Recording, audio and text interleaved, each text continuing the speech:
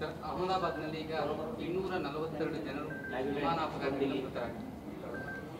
ಅಹಮದಾಬಾದಲ್ಲಿ ನಡೆದಿರ್ತಕ್ಕಂಥ ಘಟನೆ ಭಾಳ ದುರ್ಭಾಗ್ಯವಾಗಿರ್ತಕ್ಕಂಥದ್ದು. ನಮ್ಮ ಪ್ರಾರ್ಥನೆ ಸದಸ್ಯರನ್ನು ಕಳ್ಕೊಂಡಿರ್ತಕ್ಕಂಥ ಕುಟುಂಬದ ಸದಸ್ಯರಿಗೆ ಭಗವಂತ ಧೈರ್ಯವನ್ನು ಕೊಟ್ಟು ಈ ನಷ್ಟವನ್ನು ಭರಿಸಲಿಕ್ಕಂಥ ಶಕ್ತಿ ಕೊಡಲಿ ಅಂತೇಳಿ ಪ್ರಾರ್ಥನೆ ಮಾಡಿ,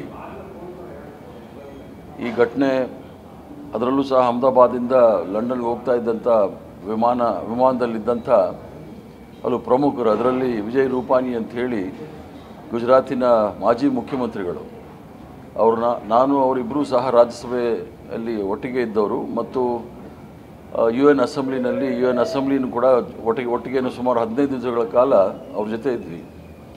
ಭಾಳ ಮಾನವೀಯತೆಯಿಂದ ಕೂಡಿರ್ತಕ್ಕಂಥ ಮನುಷ್ಯ ಅವರು. ಭಾರತೀಯ ಜನತಾ ಪಾರ್ಟಿನಲ್ಲಿ ಭಾಳ ಒಳ್ಳೆಯ ಮನುಷ್ಯ ಅನಿಸ್ಕೊಂಡಿರ್ತಕ್ಕಂಥ ವಿಜಯ್ ರೂಪಾನಿಯನ್ನು ಕಳ್ಕೊಂಡಿರೋದು ಸಹ ದುಃಖಕರವಾದ ಸಂಗತಿ. ಇದು ಕೇವಲ ಗುಜರಾತ್ ಅಥವಾ ಭಾರತೀಯ ಜನತಾ ಪಾರ್ಟಿಗಲ್ಲ, ಇಡೀ ರಾಷ್ಟ್ರದಲ್ಲಿ ಒಬ್ಬ ಒಳ್ಳೆಯ ಮನುಷ್ಯನ ಕಳ್ಕೊಂಡಿದ್ದೀವಿ ಅಂತ ಹೇಳಿ ಎಲ್ರಿಗೂ ಸಹ ದುಃಖ ಆಗುತ್ತೆ.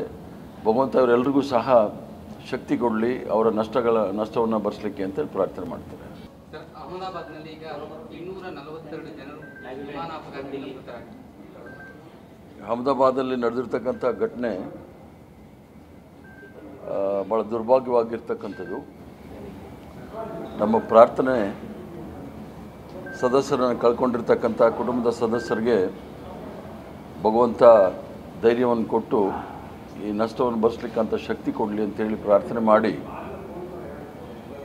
ಈ ಘಟನೆ ಅದರಲ್ಲೂ ಸಹ ಅಹಮದಾಬಾದಿಂದ ಲಂಡನ್ಗೆ ಹೋಗ್ತಾ ಇದ್ದಂಥ ವಿಮಾನದಲ್ಲಿದ್ದಂಥ ಹಲವು ಪ್ರಮುಖರು, ಅದರಲ್ಲಿ ವಿಜಯ್ ರೂಪಾನಿ ಅಂಥೇಳಿ ಗುಜರಾತಿನ ಮಾಜಿ ಮುಖ್ಯಮಂತ್ರಿಗಳು, ನಾನು ಅವರಿಬ್ಬರೂ ಸಹ ರಾಜ್ಯಸಭೆಯಲ್ಲಿ ಒಟ್ಟಿಗೆ ಇದ್ದವರು ಮತ್ತು ಯು ಎನ್ ಅಸೆಂಬ್ಲಿನೂ ಕೂಡ ಒಟ್ಟಿಗೆ ಸುಮಾರು 15 ದಿವಸಗಳ ಕಾಲ ಅವ್ರ ಜೊತೆ ಇದ್ವಿ.